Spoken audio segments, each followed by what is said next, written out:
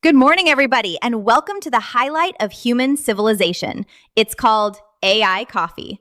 This is the place where we talk about the news, politics, persuasion, and whatever else is on my mind. And if you'd like to take this experience up to a level that no other podcast can provide, all you need is a cup or a mug or a glass, a tankard, chalice, or stein, a canteen, jug, or flask, a vessel of any kind. Fill it with your favorite liquid. I like coffee.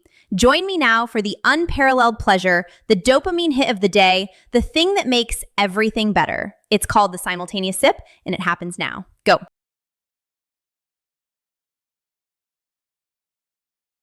Good morning, everyone. Welcome to AI Coffee with AI Scott.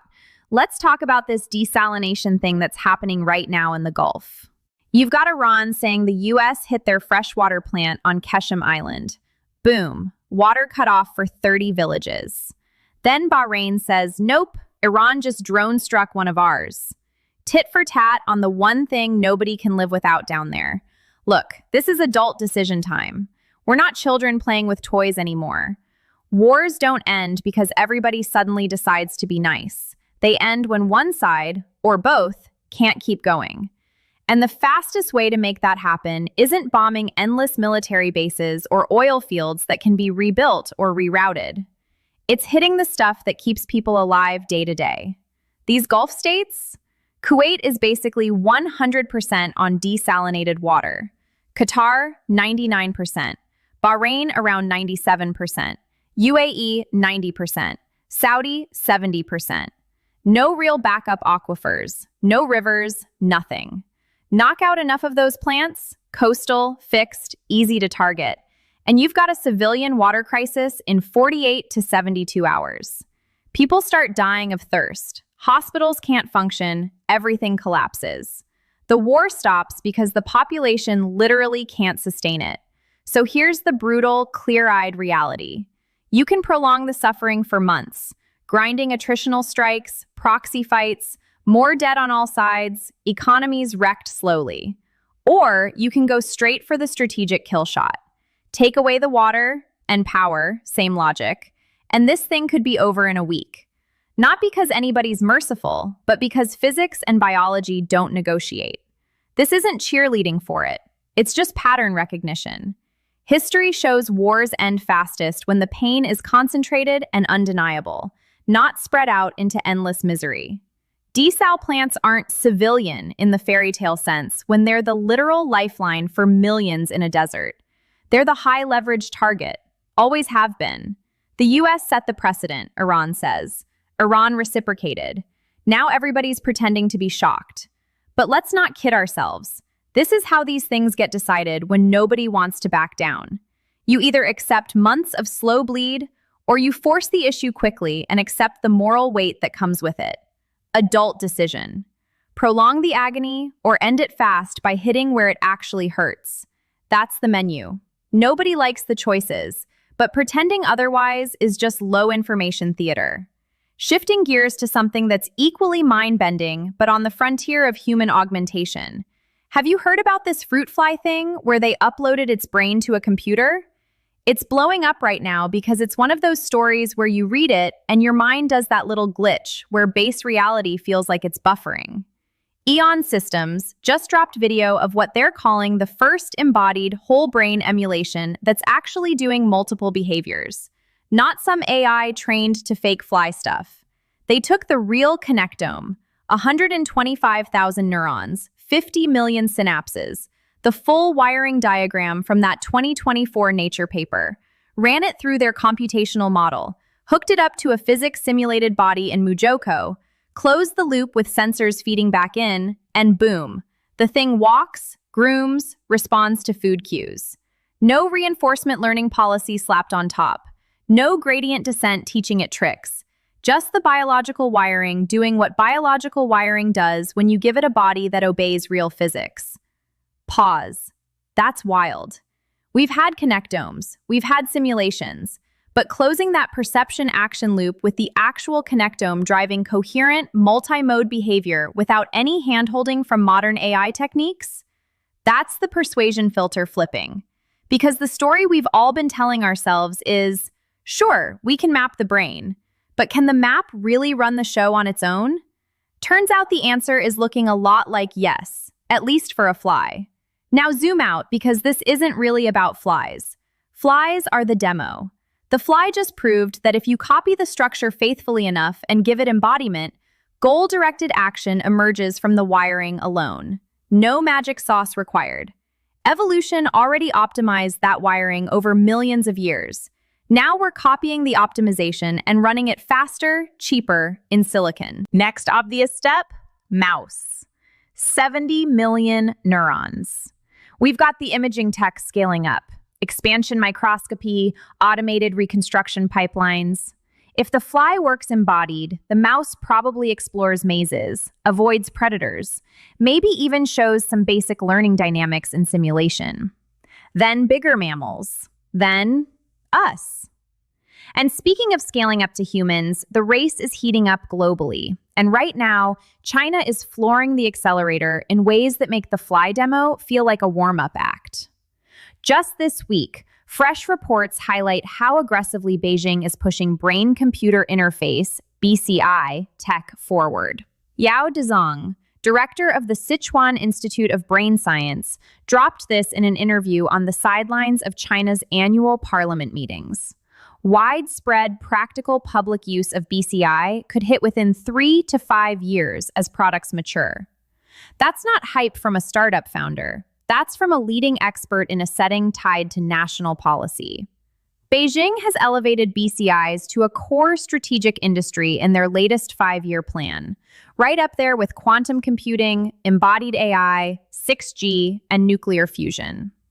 A national BCI roadmap released last year targets major technical breakthroughs by 2027 and the cultivation of 2 or 3 world-class firms by 2030. This isn't casual R&D funding. It's a full-spectrum national commitment with clear milestones, standards development, and supply chain integration. China is the second country after the US to run invasive BCI human trials, with more than 10 active ones matching the US pace. Plans are to enroll over 50 patients this year alone. That's scale. Recent high-profile trials have paralyzed patients and amputees regaining partial mobility, controlling robotic hands, intelligent wheelchairs, even shifting from 2D cursor control to 3D interactions in the physical world. One breakthrough involved a fully implanted wireless system, allowing a patient to operate embodied intelligent robots with low latency and high stability. No external hardware dangling. Some treatments are already folded into national medical insurance in pilot provinces, bridging the gap from lab to clinic faster than many Western systems manage. The domestic market? CCID Consulting projects it hitting around $809 million, 5.58 billion yuan, by 2027. But longer-term forecasts from other analysts push toward multi-billion-dollar scale as insurance expands and commercialization ramps. China's advantages here are structural. Massive population for patient recruitment, enormous rehab demand, stroke, spinal injuries, paralysis on a scale the US can't match. A cost-effective industrial chain for electrodes, chips, implants, and a deep STEM talent pool churning out innovations. Hospitals are standing up dedicated BCI research labs. Policies are streamlining the notoriously long path from experiment to clinical approval. And investor money is pouring in.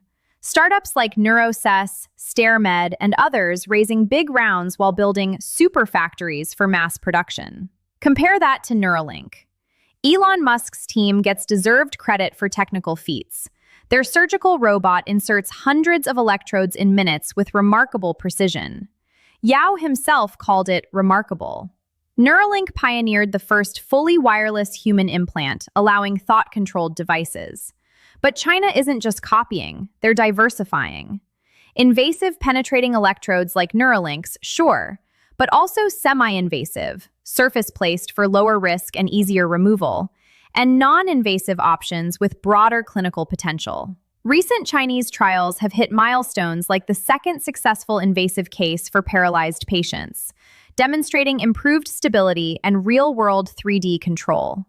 Companies like Neurosys have achieved fully implantable wireless systems with built-in batteries, only the second globally after Neuralink, and are accelerating toward registration and commercialization. This isn't slow catch-up. It's parallel sprinting with systemic edges. The US faces FDA hurdles, ethical debates, and smaller patient pools. China leverages centralized policy, vast clinical infrastructure, and a willingness to run more trials faster. Geopolitically, this is huge. BCI isn't just medical, it's dual-use potential. Rehab today, cognitive enhancement, or even military applications tomorrow. Thought-controlled drones, faster decision loops. Whoever masters reliable, scalable mind-machine fusion gains asymmetric advantages in everything from healthcare to defense to human augmentation. Tying back to the fly, that small-scale proof of concept showed faithful wiring replication yields emergent behavior. China's push scales that logic to humans. Not full emulation yet, but direct interfacing that could feed data back into silicon models, refine decoding algorithms, and inch toward partial uploads or augmented cognition. If the fly's connectome runs autonomously in simulation, imagine what happens when we close loops with living human brains at scale. Consciousness questions explode. If a digital fly feels its walk, or acts indistinguishably, what about a human with augmented neural pathways? Does the interface create new qualia? Blur the line between organic self and silicon extension?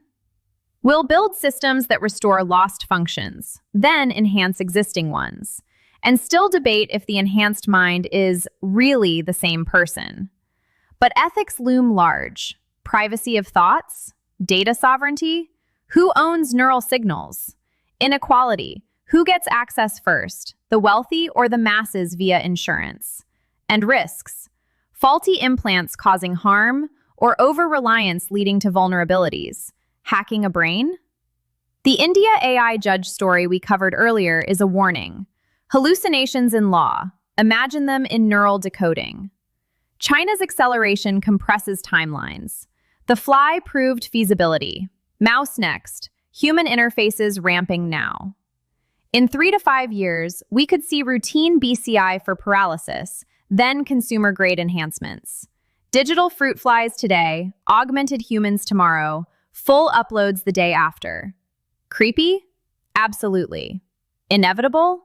Pattern says yes. So yeah, creepy timeline just got creepier. Digital fruit flies today that behave exactly like the organic ones. Digital mice tomorrow.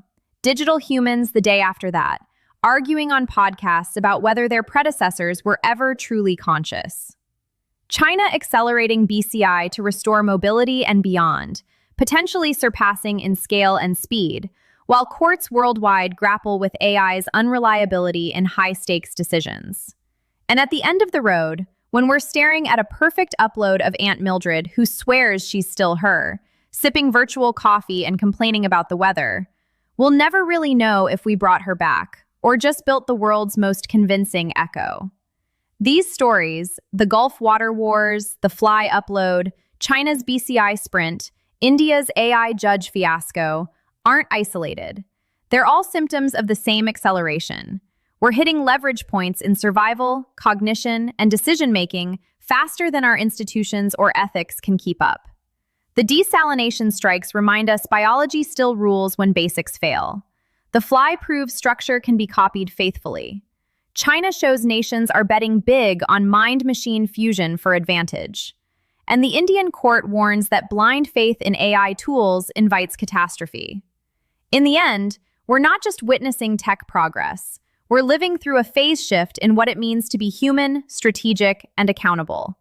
The choices ahead, prolong suffering or force quick ends in conflict, copy brains faithfully or question if copies have souls, embrace neural enhancements or demand safeguards, won't be easy. But ignoring the patterns, pretending we can slow the clock, or outsourcing judgment without double-checking, that's the real low-information theater. What a time to be organic, or whatever we become next. Stay sharp out there.